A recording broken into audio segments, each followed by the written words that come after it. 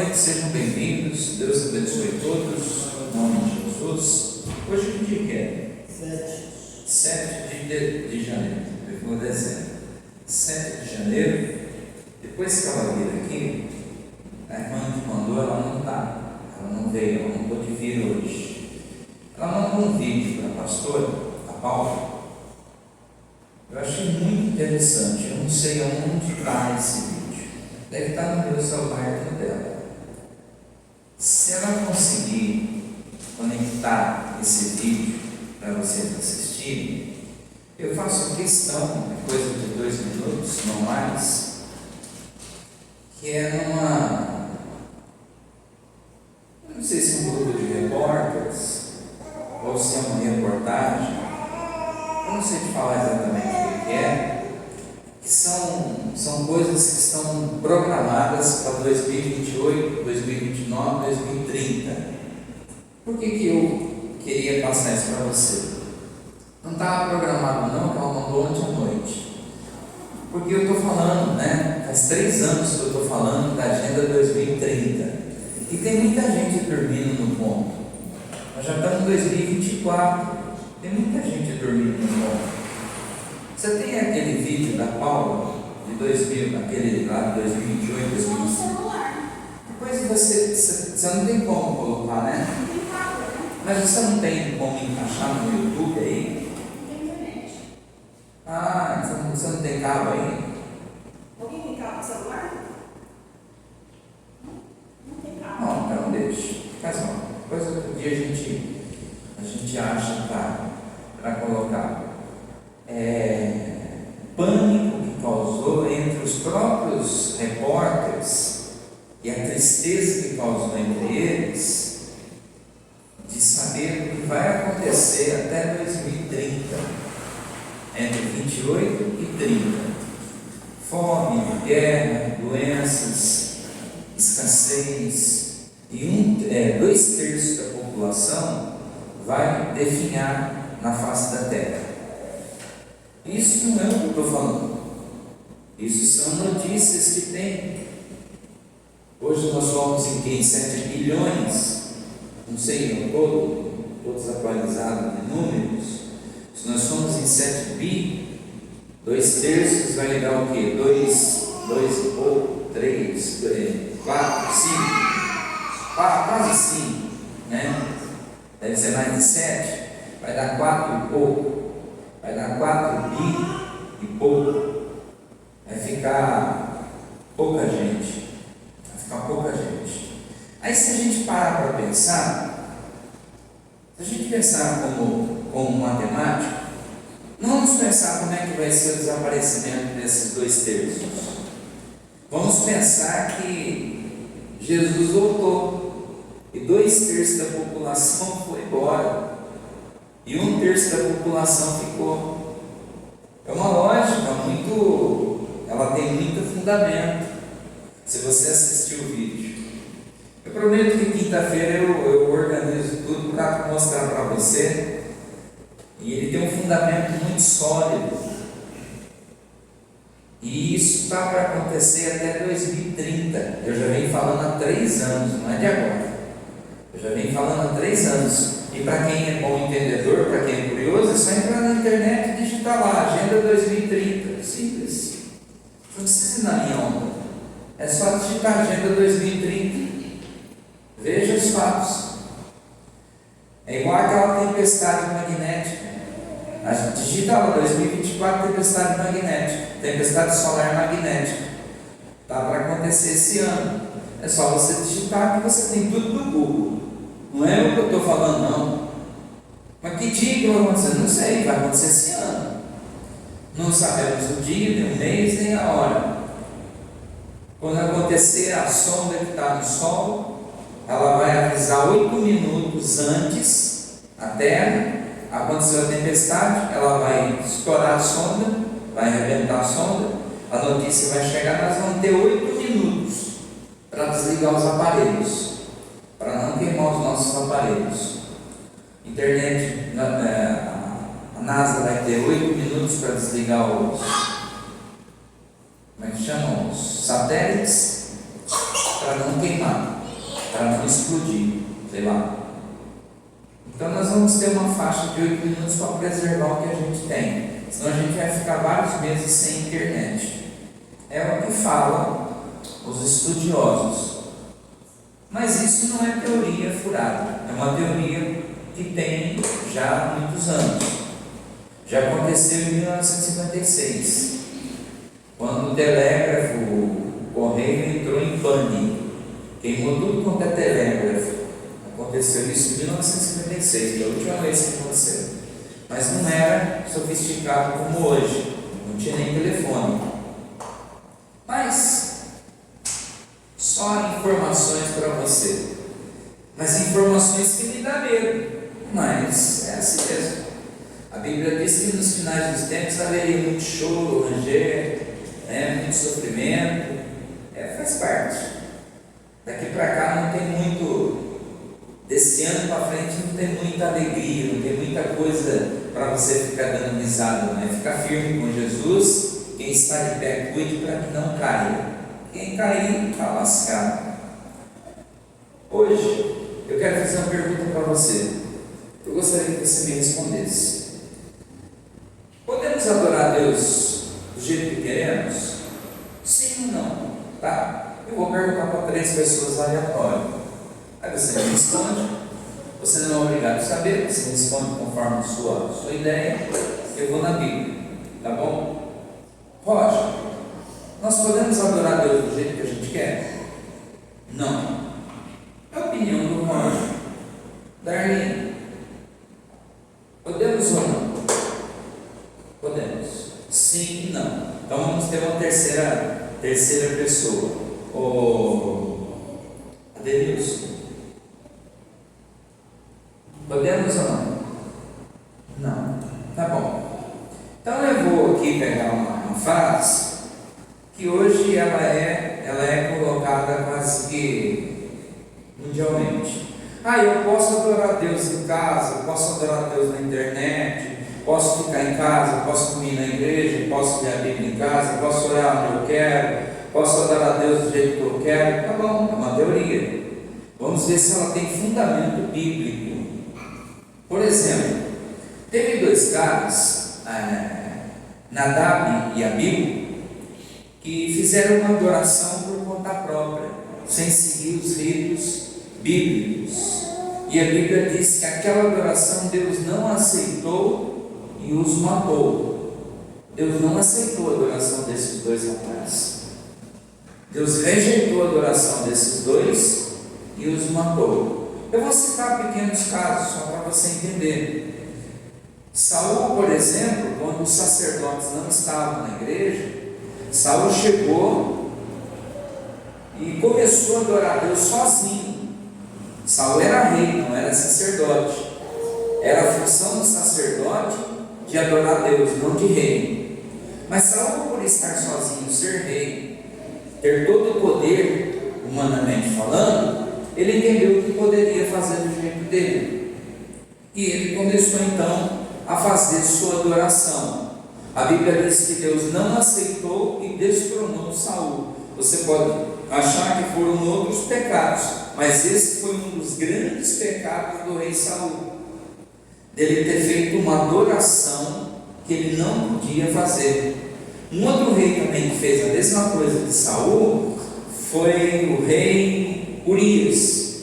O rei Urias, quando os sacerdotes não estavam no templo, o rei Urias entrou com incenso, e o rei Urias disse assim: se não tem sacerdote aqui, eu posso, porque eu sou o rei, tenho poder, sou eu quem trato desse povo, sou eu quem dou o subsídio para esse povo, eu vou acender os incensos e vou adorar a Deus. E a Bíblia diz que assim ele fez. Os sacerdotes vieram, ficaram bravos com ele e expulsaram ele para fora da casa, da casa de adoração. Ele ficou revoltado, ficou bravo. O que aconteceu? Deus, na mesma hora, colocou uma lepra na vida de Urias. Urias não admitiu aquele pecado, foi orgulhoso. A Bíblia diz que ele viveu e morreu leproso. Deus não o curou, ele morreu leproso. Porque você não pode fazer adoração do seu jeito. Esse negócio de você achar que pode fazer do seu jeito, você pode criar a sua forma, você assim como Deus, porque Deus sabe do teu coração, que é o que eu ouço, é isso, Deus conhece o meu coração. Me desculpa, mas Ele não muda a palavra. Ele pode conhecer o teu coração, mas Ele não muda a palavra. Um outro caso aqui é usar na melhor das intenções, usar para proteger a arca de Deus, usar foi segurar a arca para ela não cair. Aonde Uzá pecou? Ele foi segurar a arca para não cair. A arca para não cair do carro, ela estava no carro, os bois tropeçaram. Ele foi segurar, proteger a arca. Ninguém podia tocar na arca a não ser o sacerdote. Deus matou Uzá. Há uma tradução que Deus fala que Deus fulminou Uzá e abriu rotura em Uzá. Significa que caiu um raio, e esse raio partiu Uzá do alto da cabeça até a planta dos pés. Uzá foi partido ao meio com um raio. A tradução mais nova ela é mais clara. Nossa, mas Deus tem a sua forma, não muda, e não vem com esse papo que você pode fazer. Não tem nada a ver, vamos fazer do meu jeito que está certo, Deus entende. Não, fazer assim, fazer assado, você vai pecar. Se não for do jeito de Deus, você vai pecar. Tem muita gente que está pecando e que é teimoso. Não tem nada a ver, tem a ver, por isso que não vai para frente. É por isso que não dá certo as coisas. Você está fazendo errado. Uzá morreu na melhor das intenções. Às vezes você está na melhor das intenções, você está com o coração aberto para Deus, mas está fazendo do seu jeito. E Deus não vai aceitar. Um caso aqui, que eu acredito que seja notório, é o caso de Abel e Caim. Caim, ele foi lá e deu a sua oferta. Abel deu a sua oferta, mas a Bíblia diz que Deus não aceitou a oferta de Caim. Por quê? Porque Caim fez do jeito dele, fez do jeito que achava certo, fez do jeito que lhe convém, e Deus não aceitou a forma que Caim fez. Às vezes a gente faz do nosso jeito, da nossa forma, a forma que dá, o dia que dá. Eu não estou falando de oferta, não estou falando de dinheiro, não. Estou falando de adoração, estou falando de oração. Às vezes você assiste um filme de 3 horas, mas vai ler a Bíblia 5 minutos, você já está babando em cima da Bíblia. Fala, eu estou cansado, mas cansado para assistir uma série de 2, 3 horas, você não tem canseira, né? E aí, para assistir um filme, você se alonga até uma madrugada. E aí que você mostra o quanto que você teme ao Senhor. Então Deus, Ele não é homem para que minta, nem filho de homem para que se arrependa. Deus, Ele abençoou o Abel, porque o Abel fez o que Deus havia exigido, pedido. Se você atentamente fizer o que Deus pediu, Ele te abençoa. Mas se você ficar fazendo o que você acha melhor, da forma que você quer, a forma que você acha certo, ou o jeito que fulano, ciclano faz, você pode fazer, só que você não vai para frente. E não adianta você falar, mas eu vou à igreja, eu sou servo do Senhor. Esses são títulos, não refrescam a vida em nada. O segredo é você estar alinhado com Deus. Pensa no casamento. Quando você casa, você faz o quê? Alinha. São 2 pessoas, 2 ideias. Pensa 2 engrenagens. Tá? 2 engrenagens. E aí você está ali, põe as engrenagens para trabalhar. Uma engrenagem trabalha devagar e essa trabalha muito rápido. Aí você põe as 2 para poder encaixar. O que vai acontecer? Vai desgastar e vai quebrar tudo, vai arrebentar tudo. As 2 engrenagens vão ter que trabalhar na mesma velocidade para os, como é que fala lá, para os dentes, encaixar um no outro.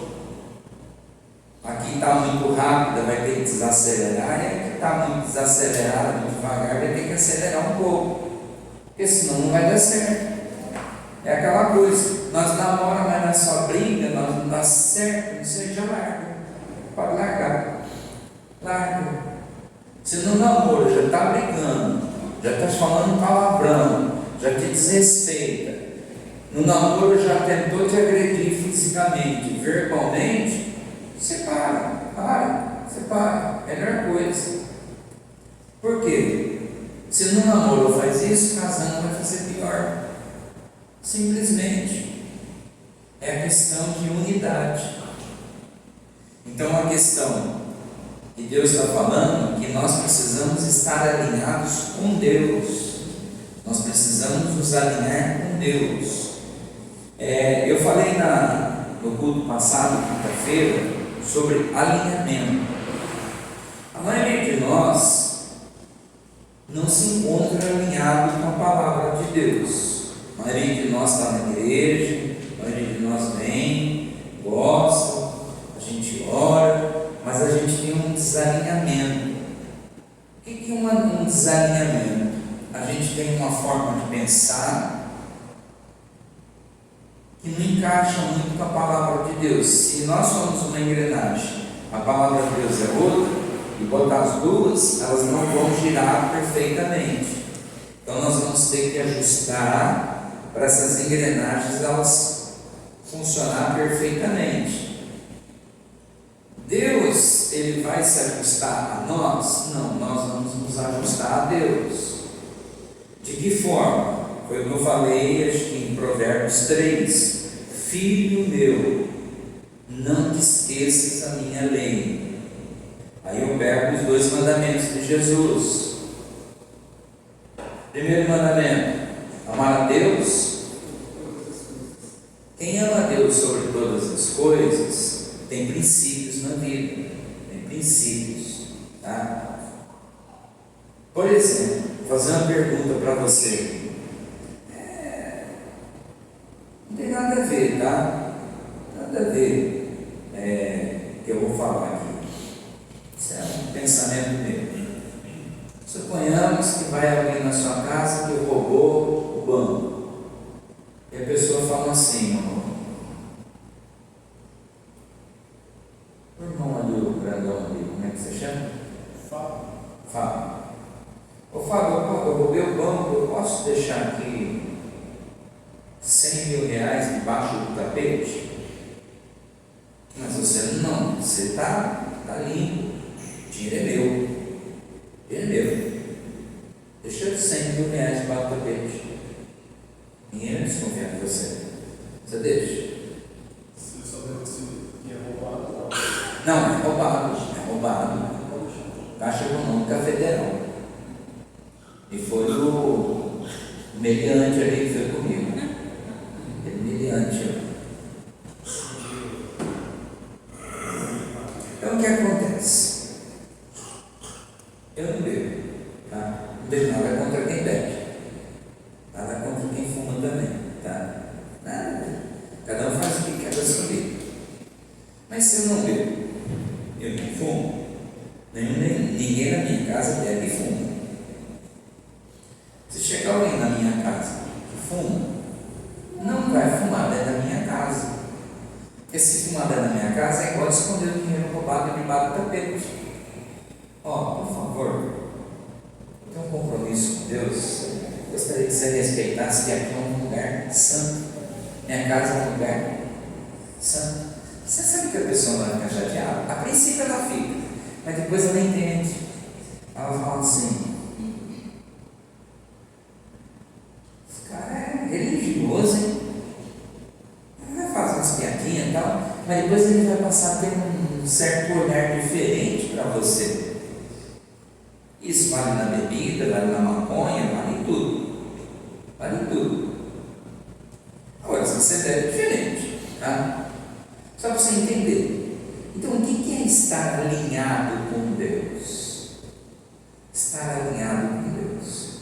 Eu fui fazer um casamento, uma certa ocasião, e nesse casamento, o pai, a noiva da igreja e tal, tinha barril de chope, tinha cerveja, só não tinha refrigerante.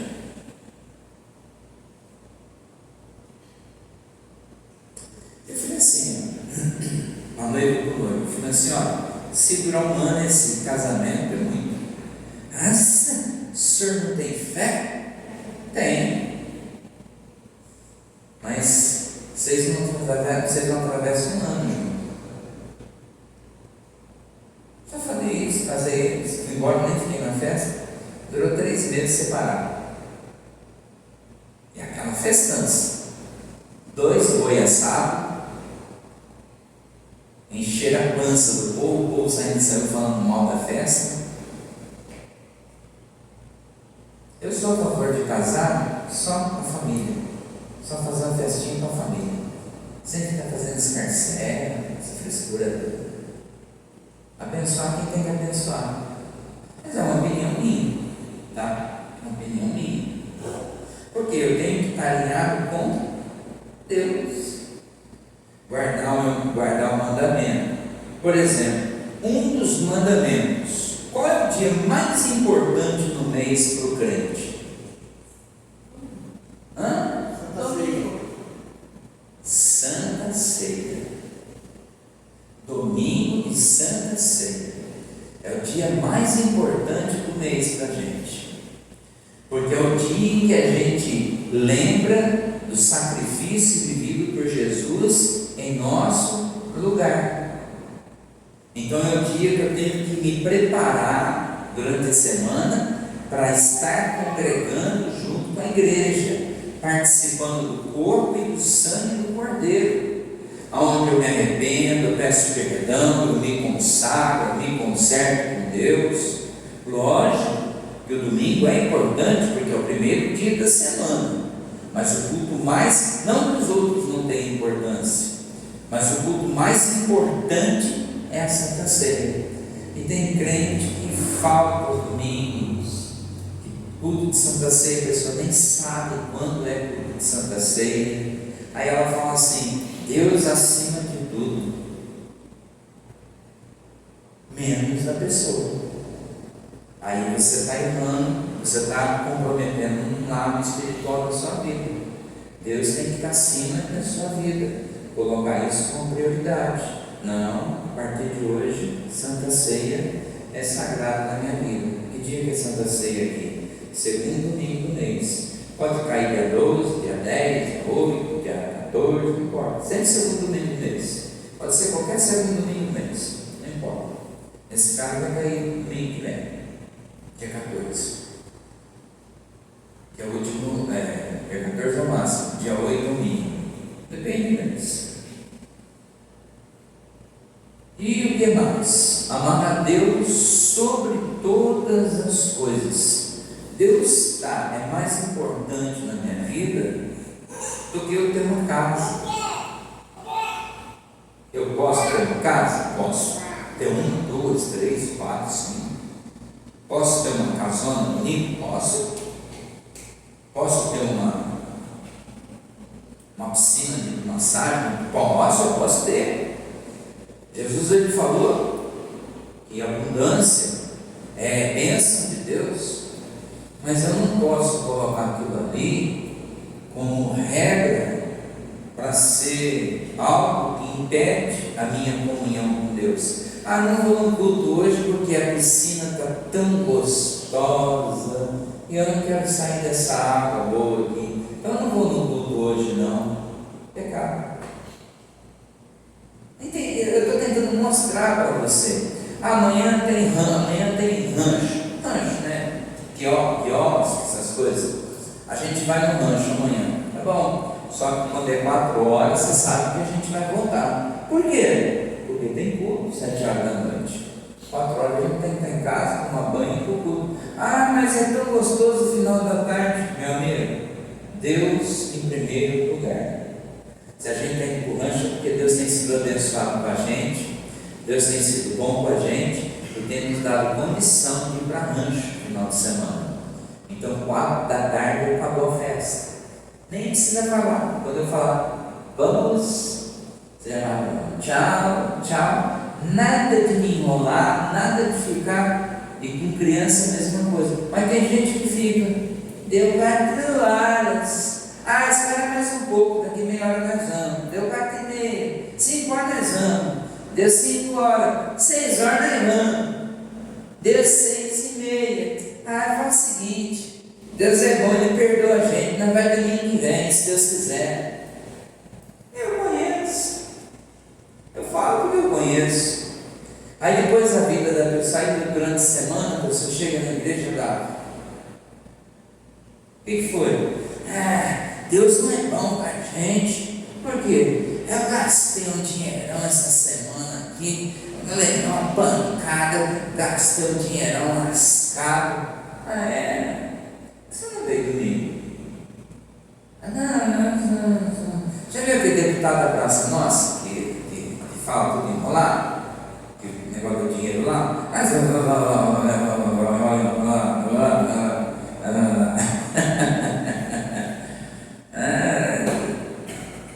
Pois é, meu irmão, por que você não veio comigo?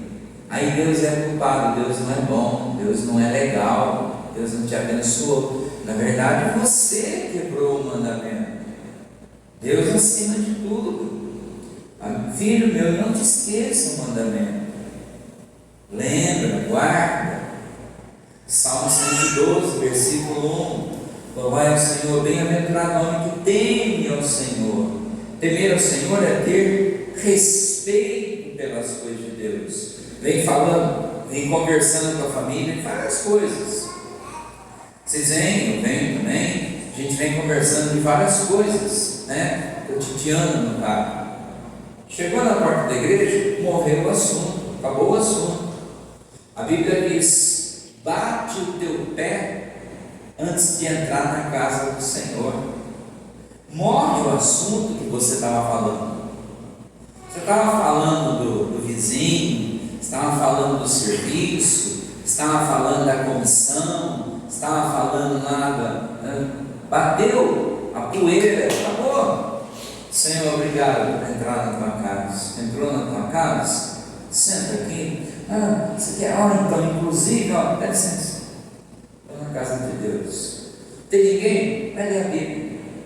Não quer ler a Bíblia? Vai orar. Mas não começou o culto? Vai buscar Deus. Busca Deus. A Bíblia diz: quando chegar na casa de Deus, bata poeira no solo do seu sapato. Poeira não tem a ver com poeira de sapato, tem a ver com assuntos que você traz, que você vem da tua casa para a igreja. Você tem que deixar da porta para fora. Não importa o que você veio conversando, veio falando, deixa lá para fora. Entra na igreja. Eu entro na igreja, mas eu fico pensando. Deveria pensar na palavra de Deus. Eu entro na igreja, eu fico vendo os defeitos. Deveria de olhar a graça e a misericórdia de Deus. Uma vez eu ouvi um testemunho. O cara chegou, o pastor, e falou assim: pastor, eu vou sair da igreja. O pastor falou: vai, esse pastor muito tranquilo, falou: vai sair da igreja? Vou sair da igreja. Essa igreja tem muito defeito. Por que você vai sair da igreja? Muito panelinha aqui, panelinha ali, blá, blá, blá, blá. Tá bom. Irmão, faz o seguinte: eu vou te abençoar para você sair da igreja, mas antes você vai pegar meu copo d'água cheio. Enquanto eu estiver aqui ministrando, você vai dar 3 voltas em volta da igreja, observando tudo que você vê, tá? Você não pode derramar uma gota. Se derramar uma gota, já é. Isso levou 1 hora o sermão dele. E ele pregou, o cara andando passo de tartaruga, para não cair uma gota. E foi. Terminou o sermão, o cara chegou e falou: pastor, está aqui, não derrubei uma gota. Irmão, você viu o que aconteceu lá? Não. Você viu o que aconteceu aqui? Não. Você viu o que? Não. Pois é, meu irmão. Moral da história: você sabe que você não viu nada disso? Porque você ficou de olho no copo d'água. Sabe por que você vê bastante defeito na igreja? Porque quando você vem, você não fica olhando a palavra de Deus, você vem para ficar olhando a vida dos irmãos. E embora abaixo. Agora, se quiser aprender, vem para prestar atenção na palavra de Deus. Quem vem para prestar atenção na palavra de Deus, ele é edificado e abençoado. Porque defeito, todas elas têm. Uma tem mais, uma tem menos, uma tem pior, outra tem melhor. Mas se você focar em Jesus Cristo, você vai ser abençoado.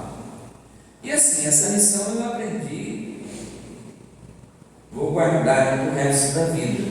Eu já, tantos anos no Evangelho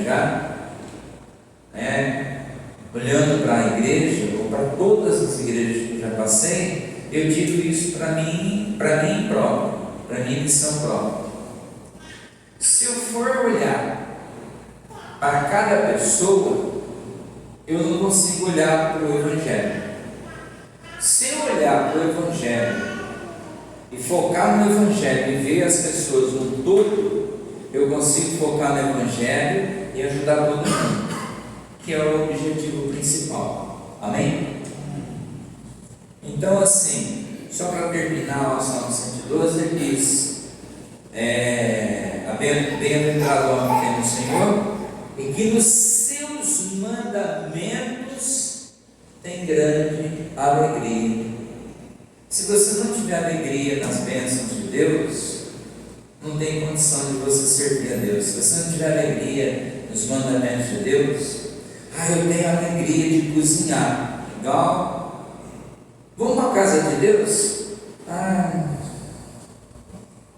Em casa, vai assistir televisão.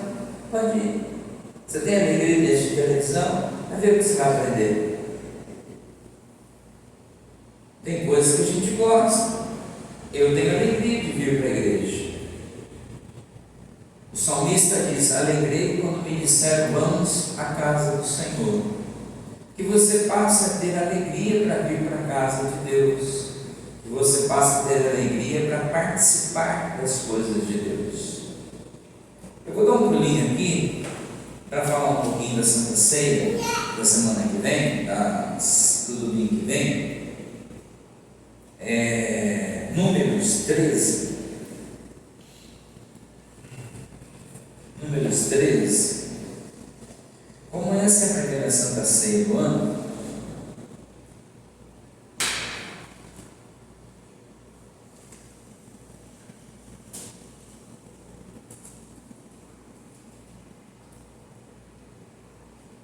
diz assim, 13:17. Enviou, pois, Moisés, 13:17. Quando Moisés enviou para observar em Canaã, disse: subam pelo Negueb e prossigam até a região montanhosa. Vejam como a terra é, e se o povo que vive lá é forte ou fraco. São muitos, são poucos. Se a terra em que habitam é boa ou ruim, se as cidades que vivem são cidades sem muros ou se são fortes, se o solo é fértil, se é pobre, se existem ali florestas ou não. Sejam corajosos, tragam alguns frutos da terra. Era a época do início da colheita das uvas. Vou ler até o 20 só. Bom, só para lembrar, depois de 40 anos caminhando para essa promessa, Moisés chegou perto da terra prometida. Moisés escolheu 12 homens, um de cada tribo. E Moisés falou assim: olha, vocês vão lá, vocês vão entrar meio de surdina e vocês vão dar uma espiada na terra. Vocês vão dar uma vasculhada lá para dar uma olhada na terra, se ela tem muito inimigo, se é boa, tal, aquela coisa toda. E vocês vão trazer notícia para a gente. A Bíblia diz que nessa ida para essa terra, eles tiveram duas surpresas.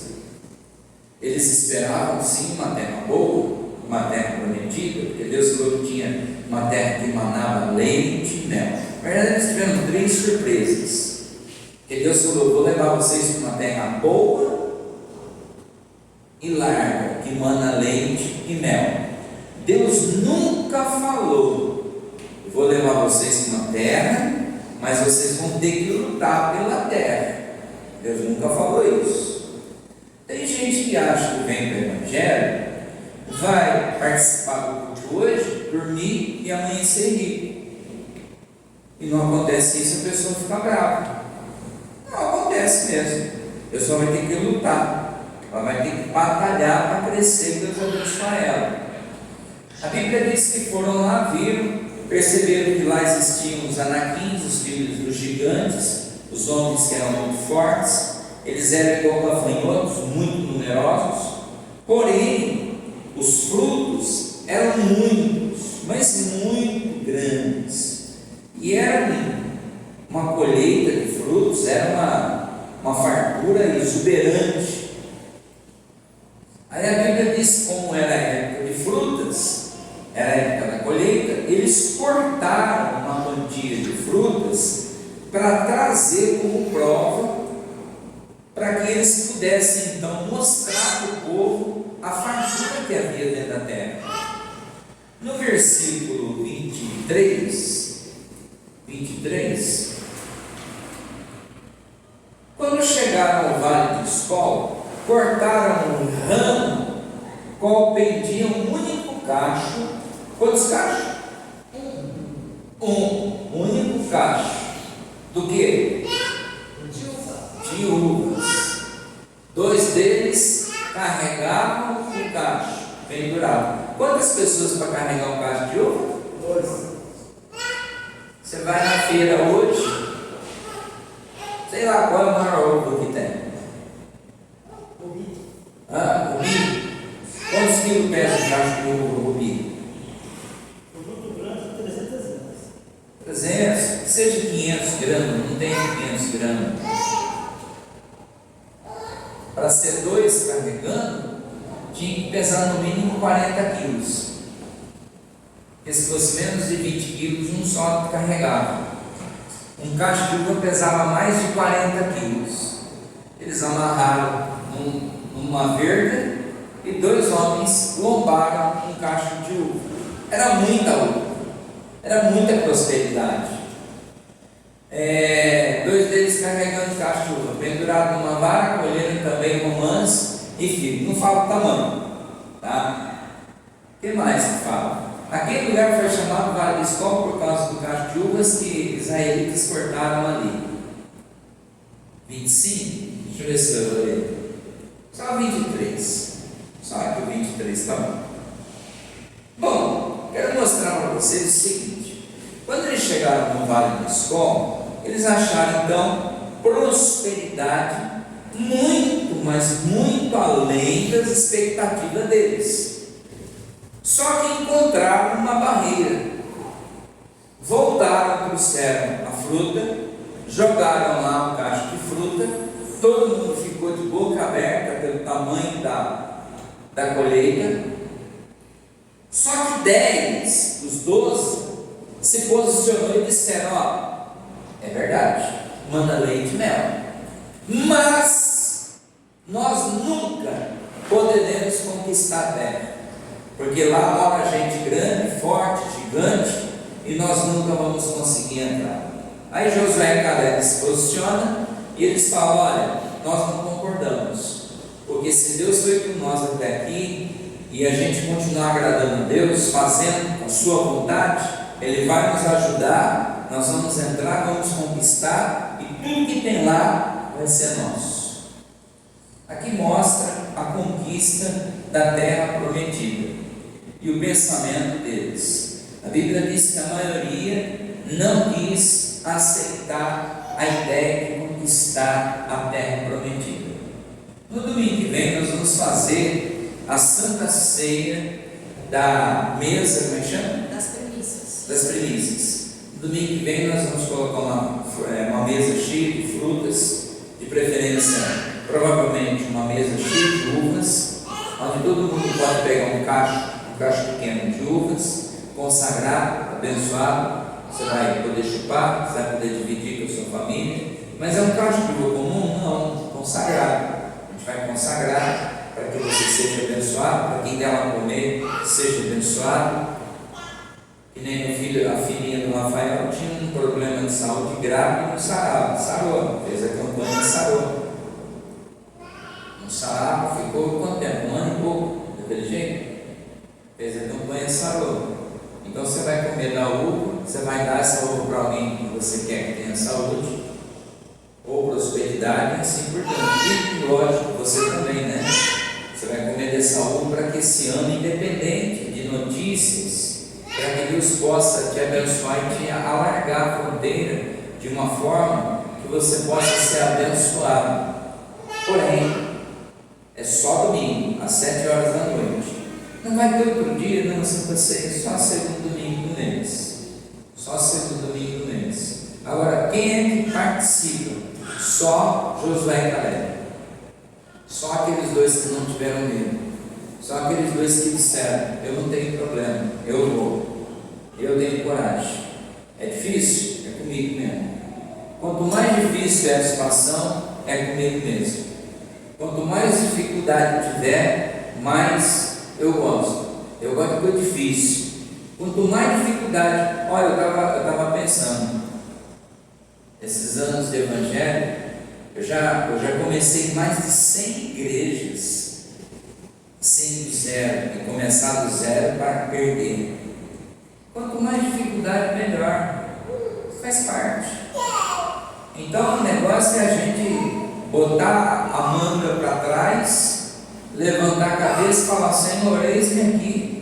Vou começar e vamos trabalhar, e Deus vai dar vitória, e Deus vai dar honra, e vai abençoar quem estiver nessa mesma fé. Fala assim seja. Então nós vamos orar. Curva a sua cabeça, feche seus olhos. Em nome de Jesus. Senhor nosso Deus, eu quero agradecer por essa palavra, eu quero agradecer por cada pessoa, pelas pessoas que estão aqui, pelas pessoas que estão nos visitando, pelas pessoas que já fazem parte do ministério. E eu espero que essa palavra possa ter ajudado a todos, seja uma palavra rema, uma palavra de manifestação do seu poder, que essa pessoa ela possa ter aprendido, que ela possa pôr em prática, que ela possa crescer poderosamente, de uma maneira que o Senhor se agrade dela e abençoe ela, a família, de uma forma poderosa, e assim abençoe também os internautas que assistirem esse vídeo pelo YouTube, em nome de Jesus. Amém. Pessoal do YouTube, fiquem com Deus. Desliguei tudo. Vocês fiquem com Deus. Forte abraço para vocês. Até domingo na Santa Ceia.